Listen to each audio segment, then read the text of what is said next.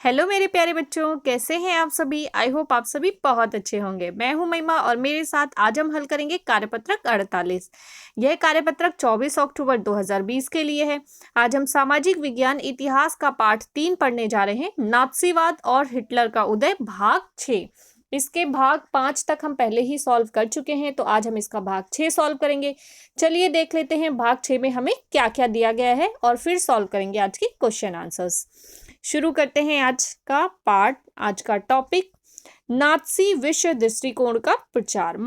Nazi लोग जो थे उनका जो विश्व दृष्टिकोण था उसका प्रचार वो किस प्रकार कर रहे थे वो देख लेते हैं। नाथसी शासन ने मीडिया का बड़ी होशियारी से इस्तेमाल किया। यानी जो नाथसी शासन थे उसने नाथसी लोग थे उन्होंने क्या किया, मीडिया का बहुत अच्छे से इस्तेमाल किया। उन्होंने अपने तौर तरीकों का बयान करने के लिए नए शब्द इजाद किए। यानी कि उन्होंने अपने लिए नए शब्द खोजे, नए शब्द ढूंढे, नए शब्दों को इजाद किया। नाथसियों ने अपने अधिकृत दस्तावेजों में हत्या या मौत जैसे शब्दों का कभी इस्तेमाल नहीं किया। सामूहिक हत्याओं को विशेष व्यवहार, अंतिम समाधान या यहूदियों के संदर्भ में यूजनेजिया यानी विकलांगों के लिए यूजनेजिया, चयन और संक्रमण मुक्ति आदि शब्दों का प्रयोग किया। यानी कि वो ऐसे शब्दों का प्रयोग करते थे जिससे कि ये ना पता चले कि वो कितना अत्याचार कर रहे हैं। इवैक्यूएशन खाली कराना का आशय था लोगों को गैस चैम्बरों में ले जाना। यानी इवैक्यूएशन का मतलब था कि लोगों को गैस चैम्बरों में ले जाना, और गैस चैम्बर में ले जाके क्या करते थे, उनको मार दिया जाता था। गैस चैम्बरों को संक्रमण मुक्ति क्षेत्र कहा जाता था। तो जो गैस चैम्बर होते थे उनको क्या कहा जाता था, संक्रमण मुक्ति क्षेत्र। गैस चैम्बर स्नानघर जैसे दिखाई देते थे। उनमें नकली फव्वारे भी लगे होते थे। मतलब वो देखने में स्नानगृह जैसे लगते थे कि यहाँ पे किसी को नहलाया जाएगा, और वहां पे फव्वारे भी लगे होते थे जैसे कि लगे होते हैं स्नानगृह में। नाथसी विचारों को फैलाने के लिए तस्वीरों, फिल्मों, रेडियो, पोस्टरों, आकर्षक नारों और इश्तिहारी पर्चों का खूब सहारा लिया गया। यानी कि नाथसी लोग जो थे वो अपने विचारों को समाज तक फैलाने के लिए, लोगों को तक फैलाने के लिए इन चीजों का सहारा लेते थे। तस्वीरों, फिल्मों, रेडियो, पोस्टर, आकर्षक नारे, इश्तिहारी पर्चे, इनका सहारा लेते थे और इनके द्वारा वो अपनी जो विचार थे उसको जनता तक और लोगों तक पहुंचाते थे। पोस्टरों में जर्मनों के दुश्मनों की खास छवियां दिखाई जाती थी। यानी कि जर्मन के जो जो दुश्मन कंट्रीज थी या दुश्मन लोग थे उनकी अलग अलग छवियां, यानी कि जैसे कि गंदी गंदी तस्वीरें बनाई जाती थी। अब आप सोचेंगे गंदी तस्वीरें कैसे, यानी कि गंदी सी नाक, गंदी सी आंखें, है ना, डरावनी सी तस्वीरें, भूतिया तस्वीरें, इस तरह की छवियां बनाई जाती थी उनकी। उनका मजाक उड़ाया जाता था, उन्हें अपमानित किया जाता था। किन्हें अपमानित किया जाता था, जो जर्मन के दुश्मन होते थे उनके चित्रों में उनकी गंदे चित्र बना के, यानी भूतिया चित्र बना के उनको अपमानित किया जाता था। उन्हें शैतान के रूप में पेश किया जाता था। कैसा दिखाया जाता था उन्हें शैतान के रूप में पेश किया जाता था। किसे शैतान के रूप में पेश किया जाता था, जो जर्मन के दुश्मन होते थे उनकी तस्वीरों को शैतान के रूप में दिखाया जाता था। ठीक है। पोस्टरों में जर्मनों के दुश्मनों की खास छवियां दिखाई जाती थी, उनका मजाक उड़ाया जाता था, उन्हें अपमानित किया जाता था, उन्हें शैतान के रूप में पेश किया जाता था। समाजवादियों और उदारवादियों को कमजोर और पथभ्रष्ट तत्वों के रूप में प्रस्तुत किया जाता था। जो समाजवादी लोग थे या उदारवादी लोग थे उनको कमजोर और पथभ्रष्ट मतलब जो अपने रास्ते से भटक गए हों, जिन्हें अपनी राह ना समझ में आ रही हो, ऐसा दिखाया जाता था, इस तरीके से प्रस्तुत किया जाता था। उन्हें विदेशी एजेंट कहकर बदनाम किया जाता था। नाथसीवाद ने लोगों के दिलो दिमाग पर गहरा असर डाला। उनकी भावनाओं को भड़का कर उनमें गुस्से और नफरत को अवांछितों पर केंद्रित कर दिया गया। यानी कि जो नाथसीवाद लोग थे वो क्या करते थे, जनता की, नागरिकों की जो दिलो दिमाग पर उन्होंने अपना कब्जा कर लिया और इस तरीके से इतना प्रचार किया कि लोगों के दिलो दिमाग पे कब्जा कर लिया और उनके अंदर गुस्से को भड़का दिया गया, उनके अंदर नफरत को भड़का दिया गया। किसके लिए, जो अवांछित लोग थे, यानी जो यहूदी थे, जो अदर पार्ट से बिलोंग करते थे, ऐसे लोगों को अवांछित कहा जाता था। और ऐसे अवांछित लोगों के लिए उन्होंने क्या किया, लोगों के अंदर गुस्सा भर दिया, लोगों के अंदर नफरत भर दी कि नात्सीवाद के सिवा जो नागरिक हैं वो भी उन लोगों से नफरत करें, उनसे गुस्सा करें।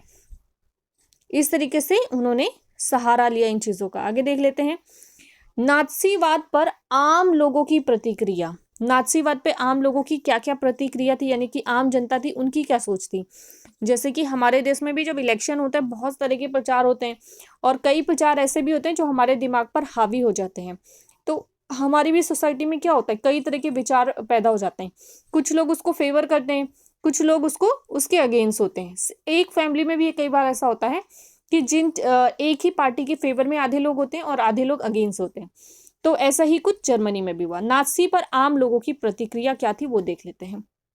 बहुत सारे लोग नात्सी शब्द आडंबर मतलब लोगों को बहकाना है, ऐसे मीठे मीठे शब्दों को बार बार बोलना लोगों के सामने। कोई बात अगर आपके जहन में बार बार डाली जाती है, यानी बार बार कोई बात आपके सामने रखी जाती है, तो एक टाइम ऐसा आता है कि आप उस चीज के लिए कन्विंस हो जाते हैं। आपको वो चीज जो पहले गलत लगती थी वो अब सही लगने लगेगी। तो वैसे ही जो नात्सीवाद थे उन्होंने शब्द इस तरीके से इस्तेमाल करते थे, मतलब लोगों के दिमाग को वो कब्जा करते थे, दिमाग पे लोगों के हावी हो जाते थे अपने शब्दों के माध्यम से। धुआंधार प्रचार का शिकार हो गए, यानी बहुत सारे लोग जो थे वो नात्सी विचारधारा का जो प्रचार था उसका शिकार हो गए। वे दुनिया को नात्सी नजरों से देखने लगे। जो लोग थे, जो आम जनता थी, वो क्या थी, दुनिया को नात्सी लोगों की नजरों से देखने लगी। यानी कि जैसा विचारधारा नात्सी लोगों के अंदर डालना चाहते थे, वो बहुत सारे लोगों के अंदर वो विचारधारा उत्पन्न हो गई और लोग भी नात्सीवाद की तरह ही सोचने लगे। अपनी भावनाओं को नात्सी शब्दावली में ही व्यक्त करने लगे, यानी लोग भी जैसे नात्सीवाद चाहते थे वैसे ही अपनी जो भावनाएं थी उसको नात्सी शब्दावली में व्यक्त करने लगे। उन्हें पक्का विश्वास था कि नात्सीवाद ही देश को तरक्की के रास्ते पर ले जाएंगे और यही व्यवस्था सबका कल्याण करेगी। यानी कि कुछ लोगों को ये विश्वास हो गया था कि जो नात्सीवाद है वो सही है, वही देश की तरक्की करेंगे और वही देश को सही राह पे ले जाएंगे।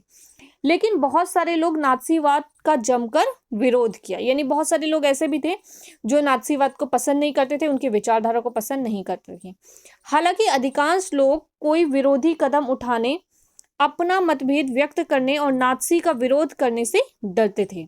वे अपने दिल की बात कहने की बजाय आंख फेर कर चल देना ज्यादा बेहतर मानते थे, क्योंकि आपको पता था नात्सीवाद में किस तरह का प्रचलन आ गया था कि जो लोग सोसाइटी के अगेंस्ट थे या विरोध करते थे उनको मार दिया जाता था।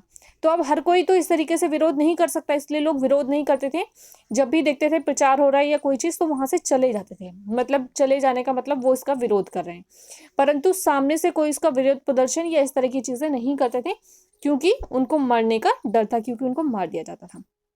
आगे देखते हैं महाध्वंस। महाध्वंस जो था विध्वंस, महा प्लस विध्वंस मिला के महाध्वंस, यानी कि किस तरह का महाध्वंस था वो देख लेते हैं।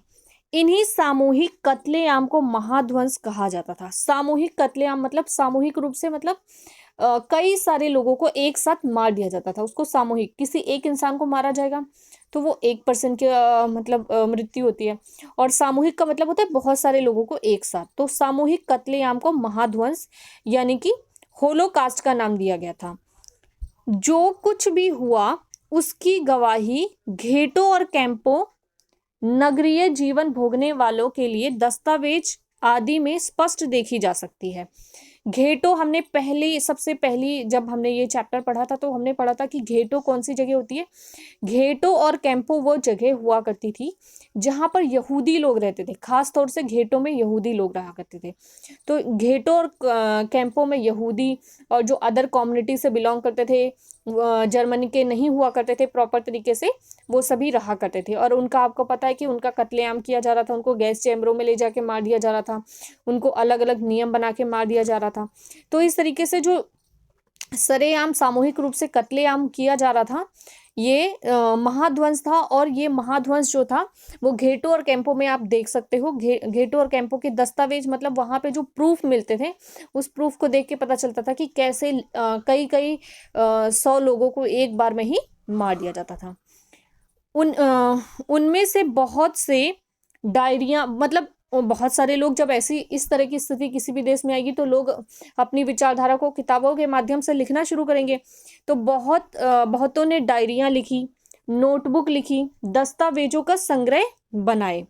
दुनिया के बहुत सारे हिस्सों में स्मृति लेख, डायरी, साहित्य, चित्रों, गीतों, स्मारकों, संग्रहालयों में महाध्वंस का इतिहास और स्मृति आज भी जिंदा है।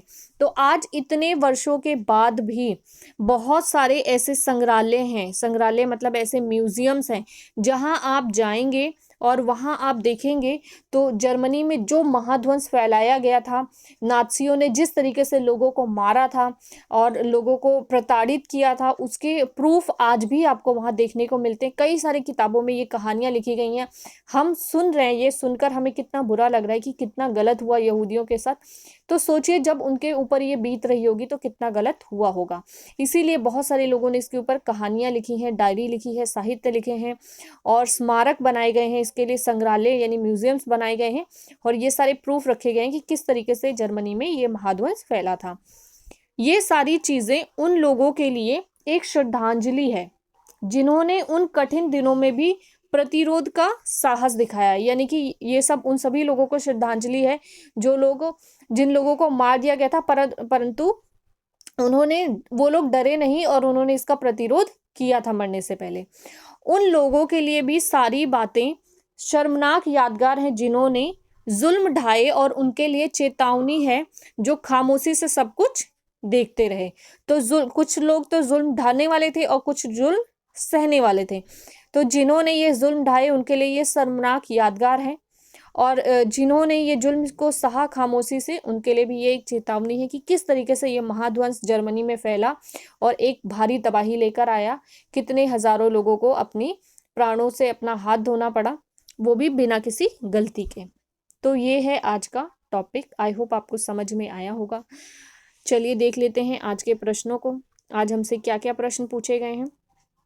आज हमसे पहला प्रश्न पूछा गया है, हिटलर ने नाज़ी विश्व दृष्टिकोण को जर्मनी में किस प्रकार आकर्षक बनाया। दूसरा प्रश्न है, महाध्वंस का अर्थ नाज़ियों के लिए और यहूदियों के लिए किस प्रकार भिन्न था। आज का तीसरा प्रश्न है, नाज़ीवाद के विचार को आम लोगों ने किस प्रकार लिया। और आज का हमारा अंतिम प्रश्न है, कल्पना कीजिए कि आप जर्मनी के किसी स्कूल के विद्यार्थी हैं। स्कूल में आपके बहुत सारे यहूदी दोस्त हैं। उनका मानना है कि यहूदी खराब नहीं होते, यानी कि आपका मानना है कि ये जो यहूदी लोग हैं वो खराब नहीं है क्योंकि वो आपके दोस्त हैं और आप उनको जानते हैं। ऐसे में आप अपने पिता से क्या कहेंगे इस बारे में एक अनुच्छेद लिखिए। आप अपने पिता को क्या कहेंगे इस बारे में एक अनुच्छेद लिखना है। आगे देख लेते हैं, कोविड के संदर्भ में उचित व्यवहार संबंधी सीएबी संदेश, 2 गज अथवा 6 फीट की शारीरिक दूरी का पालन करें। तो ये आपको पहले भी बताया गया है कि आप कहीं भी जाएंगे तो आपको 2 गज दूरी बनाए रखना है, स्वयं को सुरक्षित रखना है और अपने परिवार की भी सुरक्षा को बनाए रखना है। चलिए शुरू करते हैं इन प्रश्नों के उत्तर। तो आज का पहला प्रश्न है, हिटलर ने नाज़ी विश्व दृष्टिकोण को जर्मनी में किस प्रकार आकर्षक बनाया। इसका उत्तर है, हिटलर ने नाज़ी विश्व दृष्टिकोण को जर्मनी में निम्नलिखित प्रकार से आकर्षक बनाया। नंबर 1, नाज़ी लोगों ने अपने तौर तरीकों को बयान करने के लिए मीडिया का सहारा लिया तथा नए शब्दों को ईजाद किया। नंबर 2, नाज़ी विचारों को फैलाने के लिए तस्वीरों, फिल्मों, रेडियो, पोस्टरों, आकर्षक नारों और इश्तिहारों का प्रयोग किया गया। नंबर 3, पोस्टरों में जर्मनी के दुश्मनों का मजाक उड़ाया जाता था और उन्हें शैतान के रूप में दिखाया जाता था। बात करते हैं आज के दूसरे प्रश्न की, महाध्वंस का अर्थ नाज़ियों के लिए और यहूदियों के लिए किस प्रकार भिन्न था। इसका उत्तर है, सामूहिक कत्लेआमों को महाध्वंस कहा जाता था। नाज़ियों के लिए यह एक विजय गाथा थी जबकि यहूदियों के लिए यह एक अत्याचार होता था क्योंकि महाध्वंस के जरिए यहूदियों को सामूहिक रूप से मार दिया जाता था।